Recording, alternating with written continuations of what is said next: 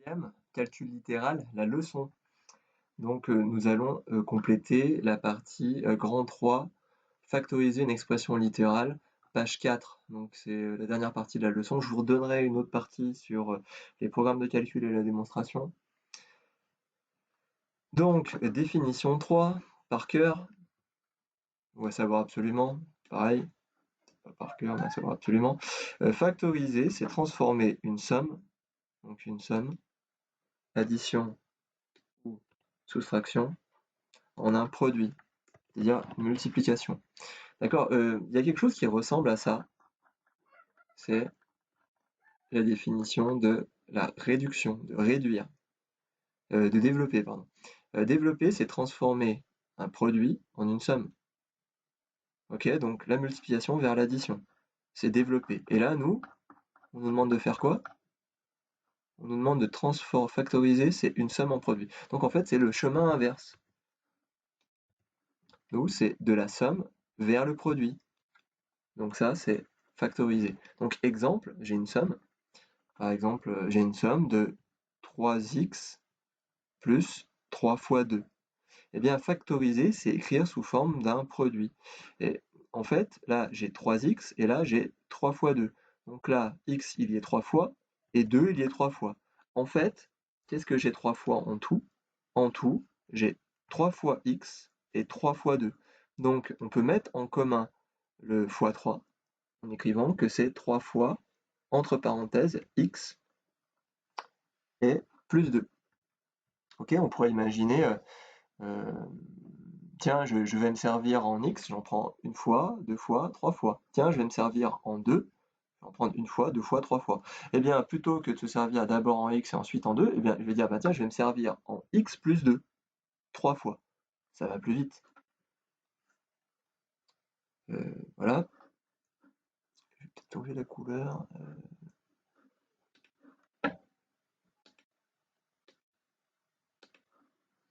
Remarque, la factorisation, c'est le chemin contraire du développement. Effectivement, on peut rajouter ça, hein, c'est transformé. Chemin contraire du développement. Donc, la factorisation, c'est le chemin contraire du développement, c'est ce qu'on a vu précédemment. Développer, c'était aller du produit vers la somme. On peut vérifier si la factorisation est juste. Donc, vérifier si on a bien factorisé en faisant quoi? En développant et en regardant si on obtient l'expression de départ. Par exemple, là, je vais redévelopper. C'est une simple distributivité. Donc je vais faire 3 fois x, 3x, et 3 fois 2, 3 fois 2. Donc c'est juste, j'ai bien factorisé. Propriété 1, par cœur. Si j'ai petit k, petit a, petit b qui désignent des lettres, eh bien, si j'ai ka plus kb, alors c'est comme si j'avais k fois a plus b. Je ne suis pas obligé d'écrire le multiplier. Si j'ai un plus là, j'ai un plus ici. Par contre, si j'avais un signe moins à la place, là, je retrouverai aussi un signe moins. Ok? Ouais, dans le livre, vous avez à peu près les mêmes choses qui sont proposées. Donc là, vous voyez, A il est multiplié par K, B il est multiplié par K, et au final, K multiplie A plus B. Comment on appelle K? On l'appelle le facteur commun. D'accord? C'est le facteur commun, effectivement. C'est facteur, ça veut dire ce qui multiplie. Donc, qu'est-ce qui est commun à A et B et qui le multiplie? Ben, c'est K. K multiplie A, K multiplie B, il est facteur commun, donc je peux le mettre en commun ici et dire il multiplie A plus B. Donc allons-y, exemple, factoriser les expressions suivantes. Donc vous allez voir, on peut factoriser là, de toute évidence, on voit qu'en commun, là j'ai 2x et là j'ai 3x au carré. Donc qu'est-ce qu'il y a en commun? A priori x. On va essayer d'écrire les choses pour mieux voir ça. Donc là c'est 2 fois x, et puis là c'est 3x fois x. Alors vous allez me dire, oui, mais c'est fois x au carré. Oui, mais x au carré, c'est pas x. Donc là, le commun, c'est que x. D'accord? Donc au final, je vais réécrire le facteur commun tout seul devant, et puis tout ce qui n'est pas x, je le réécris entre parenthèses. Donc là, j'ai 2, je le réécris là, et là, j'ai plus 3x, je le réécris ici. On pourrait faire la vérification. Hein, imaginons que je fasse la vérification. Allons-y. X fois 2, 2x. X fois 3x, 3x au carré.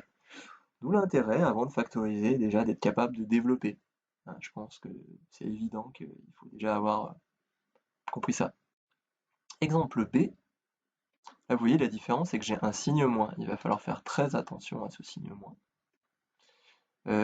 Est-ce qu'à votre avis, le facteur commun, ça peut être x? Bah non, parce que là j'ai 6x, mais là j'ai pas de x. Donc déjà, le facteur commun, ça peut pas être une lettre. Donc ça va être un nombre. Ce qu'on va essayer de faire, c'est faire en sorte que ce nombre, ça soit un nombre entier, déjà, et qu'en plus il soit le plus grand possible. Parce que là, on pourrait toujours factoriser par 1. Ça serait 1 fois 6x, et puis 1 fois moins 12. Donc en fait, tout est facteur de 1. On s'en fiche un peu. Si on regarde 6, on voit que 6, c'est un multiple de 2, comme 12. Mais c'est aussi un multiple de 3. Ouais. Mais en fait, on va chercher le plus grand facteur commun. Le plus grand, qui reste un nombre entier. Donc si j'écris 6x, en fait 6x c'est 6 fois x. Est-ce que moins 12, ça serait pas le produit d'une multiplication par 6? Est-ce que 12 c'est dans la table de 6? Ben oui, c'est 2 fois 6. On peut même écrire que c'est moins 2 fois 6. Faut vraiment que je fasse attention au signe. Donc là, j'ai mis fois 6 après, j'aurais pu écrire moins 6 fois 2, mais ça revient au même. Je pense que c'est plus simple et plus compréhensible d'écrire les choses comme ça. Donc là, je vais réécrire devant la parenthèse mon facteur commun, le 6, et donc là, je vais réécrire tout le reste. Donc, qu'est-ce que j'écris? Non, j'écris pas fois x, j'écris x. Mais ça n'aurait pas de sens, hein, d'écrire x, parce que le fois, il est caché, il est là. En fait, le multiplié, il est entre le 6 et la parenthèse. Et donc là, j'écris bien, zut, le moins 2 et je ferme la parenthèse. Hein, ceux qui ont envie de me caler un multiplié ici, il n'y en a pas. Hein. Il est là. En fait, quand j'enlève le fois 6, il part avec son multiplié. Mais la règle de simplification d'écriture, elle dit pas de signe multiplié entre un nombre et une parenthèse. Et enfin le C. Alors, le facteur commun, à votre avis, est-ce qu'il y a du x dedans? Bah oui, là, il y a fois x, et là, il y a fois x aussi, vu qu'il y a du x au carré. Mais pas que. Là, vous voyez, 30 et 10, on sait que c'est des multiples de 10. Eh oui. Donc, c'est 10x, mon facteur commun, puisque c'est 3 fois 10x, et puis là, c'est moins 10x fois x. D'accord? Pour retrouver le même. Alors là, vous voyez, j'ai mis le moins devant 10x, c'est pas grave. Dans le livre, ils font comme ça. Donc là, entre parenthèses, je vais écrire ce qui reste, c'est-à-dire 3 et non pas plus x, non pas fois x, mais moins x. De sorte que quand je fais la vérification, on peut faire la vérification, 10x fois 3, 30x, et 10x fois moins x, moins 10x au carré. Donc, c'est juste. Pas la peine de mettre les traits en bas. Voilà pour la partie factorisation. Je vous remercie.